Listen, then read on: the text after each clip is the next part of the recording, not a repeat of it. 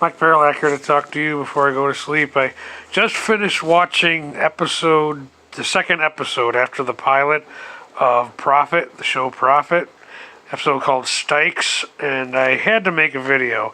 I'm watching this freaking thing, and as I'm watching it, I'm realizing that the actor who plays Jim Prophet, Adrian Pastar, he looks like he could be Scott Bakula's evil twin, which is actually a pretty fair. His mannerism is similar too, but he looks like he could be Scott Bakula of TV's Quantum Leap twin.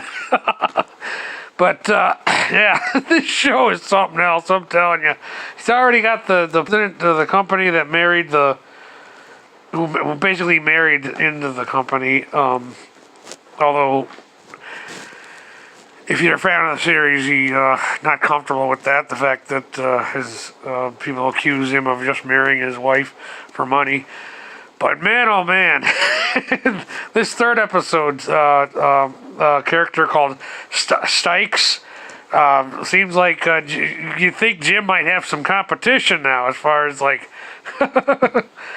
nah, Jim's gonna be just fine. He basically it's demanded to him by his boss, Jim Prophet's boss, to acquire a business holdings rather, with a Russian mobster.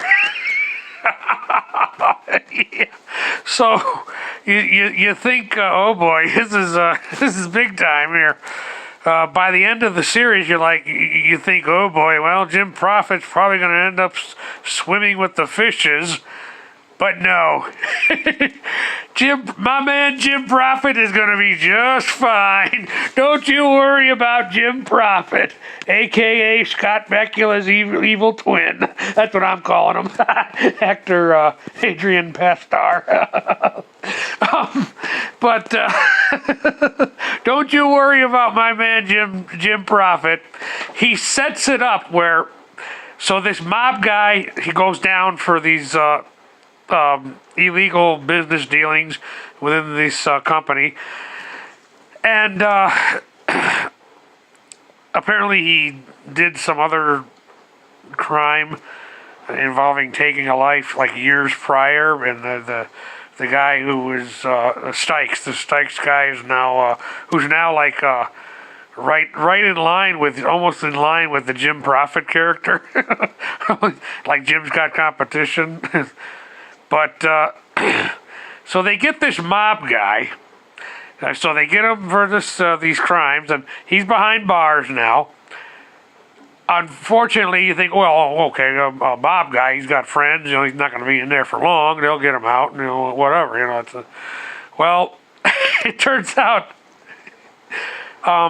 Jim makes it. He fixes it so that this mob guy's friends have to compensate Jim Prophet on a regular basis with money, so Prophet don't expose them and the crimes that this mob boss, Russian mob boss guy, the crimes that his friends are committing.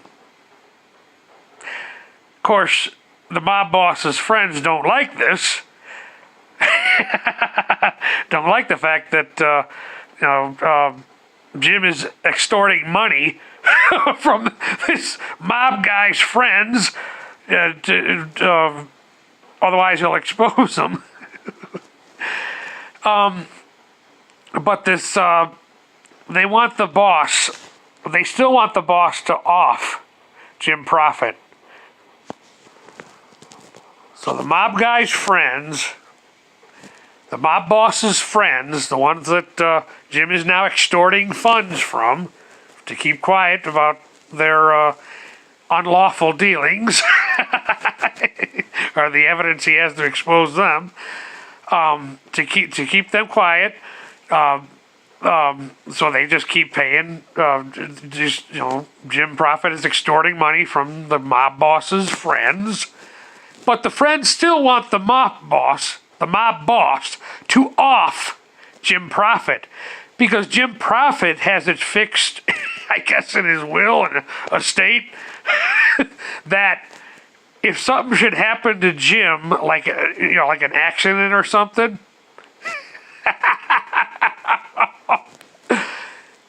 the mob boss's friends get a huge bonus in the event they crush the mob boss's skull in. Oh man, I'm loving this show. At the very end of the episode, the mob boss is sitting there in the slammer, and one of the security guards, quote unquote, really just one of the friends, obviously, of the mob boss, says to him, "Don't throw in the towel now, comrade. I want to put a new pool in." Oh God. If I was going to hang it up and I'm just going to be a bad guy and be an evildoer, I'd want to be the kind of bad guy that this character is, Jim Profit. Mike Perlak, thank you for your time.